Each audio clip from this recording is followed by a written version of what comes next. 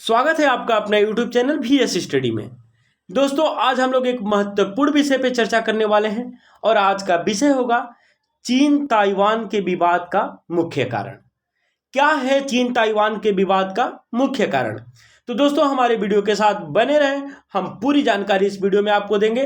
तो जानते हैं दोस्तों, चीन के राष्ट्रपति शी जिनपिंग, चीन के राष्ट्रपति जो है शी जिनपिंग है, और ताइवान के राष्ट्रपति जिनका फाइल फोटो लगा हुआ है, और ताइवान के राष्ट्रपति हैं साई इंगवेन। यह है साई इंगवेन जो एक महिला राष्ट्रपति हैं। दोनों देशों के बीच अभी जो है तनाव बना हुआ है और एक अच्छा संबंध नहीं बताया जा रहा है, और इसकी चर्चाएं पूरे जोर शोर से चल रही है कि आखिर विवाद का क्या कारण हो सकता है। तो दोस्तों, जानते हैं ताइवान पर चीन कब्जा करना क्यों चाहता है। पहला टॉपिक तो है कि ताइवान पर चीन कब्जा करना क्यों चाहता है तथा ताइवान की भौगोलिक स्थिति क्या है। तो जानते हैं, चीन के दोस्तों पूर्वी सागर और दक्षिणी चीन सागर के बीच एक छोटा सा देश है जिसका नाम है ताइवान। चीन के पूर्वी समुद्री तट से इसकी दूरी 160 किलोमीटर है। यानी ताइवान की जो दूरी है चीन के पूर्वी समुद्री तट से 160 किलोमीटर है। ताइवान दक्षिण चीन सागर और पूर्वी चीन सागर के बीच इकलौता देश है। चीन इस इलाके में किसी भी देश में आवाजाही पर ऐतराज करता है, लेकिन वे पूरे दक्षिण चीन सागर पर अपना दावा करता है कि ये हमारा है। अब दोस्तों, अमेरिका और जापान जैसे देशों का भी कहना है कि चीन दक्षिण चीन सागर में किसी को आने जाने से रोक नहीं सकता है। अब दोनों देश भी बौखलाए हुए हैं, लेकिन चीन तो ऐसे भी थोड़ा सा बदमाश कंट्री है ही, क्योंकि आए दिन कोई ना कोई हरकत करते रहता है। तो दोस्तों, ये दोनों देशों का कहना है, अमेरिका और जापान का, कि चीन दक्षिण चीन सागर में किसी को आने जाने से नहीं रोक सकता है। चीन के पूर्वी दरवाजे पर ताइवान एकमात्र ऐसा देश है जहां से चीन पर सबसे करीबी से नज़र रखा जा सकता है, और ये इसलिए ज़रूरी है क्योंकि चीन इस इलाके में सभी छोटे छोटे देश जो हैं उनकी संप्रभुता का उल्लंघन करते रहता है। दोस्तों, दक्षिणी चीन सागर में कब्जे के लिए उसने वहां कई नकली द्वीप तक बना दिए हैं। तो दोस्तों, अगला टॉपिक होगा कि ताइवान को लेकर के चीन का विवाद ऐतिहासिक है। क्यों? हाँ, ताइवान को लेकर के चीन का विवाद ऐतिहासिक है, ऐसा माना जाता है। तो दोस्तों, ताइवान को लेकर के अभी चीन का जो विवाद ऐतिहासिक है, इस पे इतिहास पर अगर नज़र डालकर देखते हैं तो ताइवान 17वीं सदी यानी 17वीं सदी से ही दमन उत्पीड़ना झेल रहा है, क्योंकि 1894 से लेकर के 1895 के बीच चीन और जापान के बीच युद्ध लड़ा गया। तब ताइवान को हिस्सा जापान को मिल गया था। इसमें जापान का जो है विजय हुआ और ताइवान का हिस्सा जापान को मिल गया था। तो अब दोस्तों, 1945 में जो द्वितीय विश्व युद्ध हुआ उसमें जापान हार गया, और इसके बाद ताइवान जो है अपना कब्जे में अपने कंट्री को ले लिया, यानी ताइवान पूरी तरह से आज़ाद हो गया। तब ताइवान भी खुद को चीन कहता था। अब इसके अंदर भी थोड़ा सा घमंड आ गया और अपने आप को चीन कहने लगा, क्योंकि ये चीन से सटा हुआ था। चीन से इसका देखिए, यहाँ पे मैप में देखिए, ये चीन है, चाइना है, और यहाँ पे ताइवान है, यानी ये पूरी तरह से चीन के साथ सटा हुआ है। तो ये अपने आप को चीन कहने लगा। ताइवान जो है इतना छोटा होते हुए भी अपने आप को चीन कहता था, तो उसे रिपब्लिक ऑफ चाइना भी कहा जाता था। उस समय ताइवान को रिपब्लिक ऑफ चाइना कहा जाता था उस समय, लेकिन फिर भी माओ ने मेनलैंड चाइना पर कब्जा कर लिया। तब से ताइवान और चीन के बीच तनाव चलने लगा।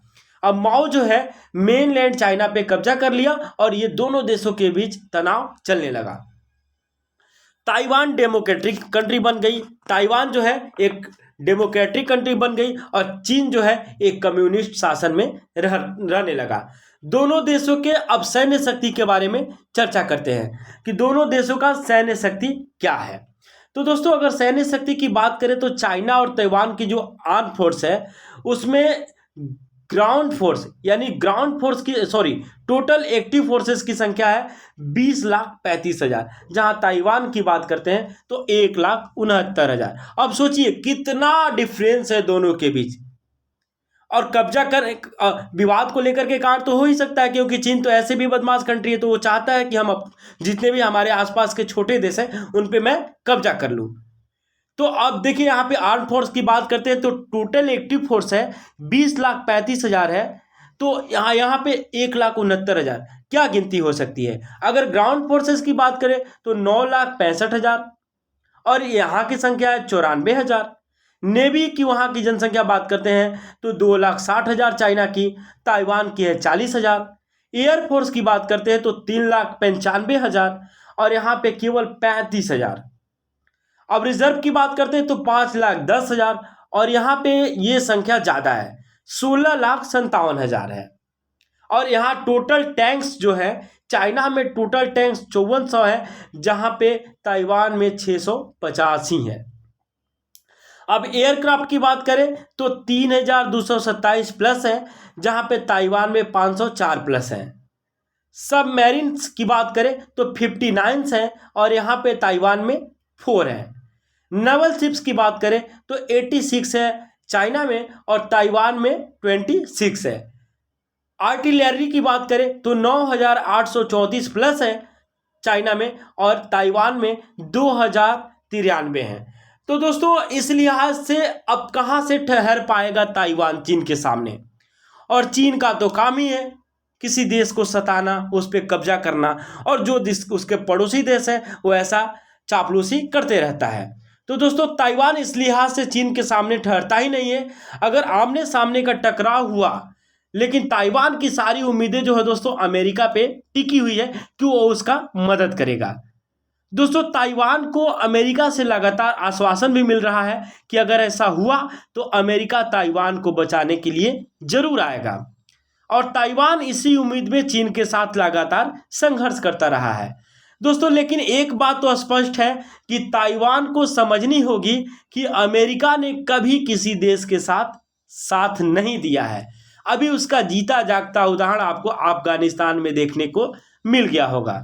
तो वो जब भी किसी देश के साथ वादा किया है अपने वादे से मुकर गया है। इसलिए ताइवान को खुद का स्टैंड बनाना होगा और चाइना के साथ मुकाबला करना होगा और इससे समझौता करना होगा। तो दोस्तों ये था हमारे वीडियो से रिलेटेड फैक्ट। ऐसे हमारे वीडियो और हमारे चैनल के साथ बने रहें। अगर आप हमारे चैनल पर नए हैं तो एक बार हमारे चैनल को सब्सक्राइब जरूर कर दें। हम हर एग्जाम को लेकर अपडेट रहते हैं अपने चैनल के माध्यम से। तो हमारा पूरा वीडियो देखने के लिए आपको बहुत बहुत धन्यवाद। Thanks for watching my video.